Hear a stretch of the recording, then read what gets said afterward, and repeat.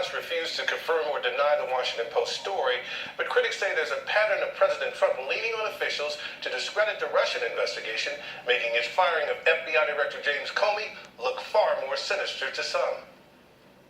This morning, the Washington Post reporting that President Trump allegedly tried to get Mike Rogers, the head of the NSA, and Dan Coats, the director of national intelligence, both to push back against the notion there was collusion between his campaign and the Russians.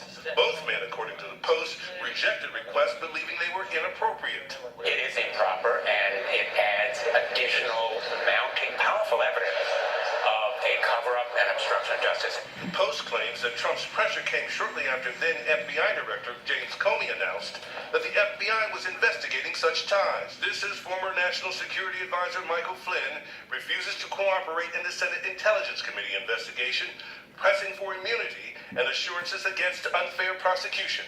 The move making some senators more suspicious. You would think they'd want to clear things up. You would think that someone would want to give us the facts, unless you're hiding something. The threat of being held in contempt, a real possibility. We're going to keep all the options on the table. Flynn under increasing pressure, with Democrat Elijah Cummings accusing him of lying about working on behalf of foreign sources.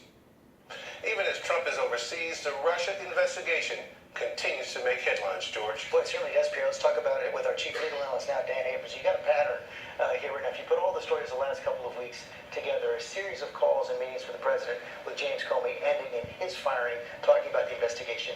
Now these calls after the Comey testimony to intelligence officials, it seems like a president stepping over a line. Well, look, that's a political question, right? The question of stepping over the line.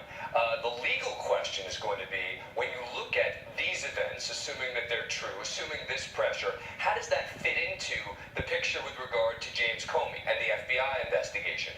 And I think that anyone looking at this and looking at influence, looking at what the president did, did the president obstruct justice, will have to look at how did he deal with other officials as it relates to this investigation. But again, when you're looking at this legally, you have to come back to how did it impact the decision to fire James Comey and that decision's impact on the investigation One itself. of the telling things here is you're going to see a real paper trail. You have notes of the White House meetings, notes of the Oval Office meetings, notes of these phone calls as well. But let's talk about General Flynn as well. You've got a Democrat now saying that he believes that General Flynn lied when he was applying for his security clearance, other allegations that he didn't register. He could be in real legal jeopardy. Well, there's no question. And this is now an additional possible crime for Flynn, because now we're talking about the possibility of lying to federal investigators.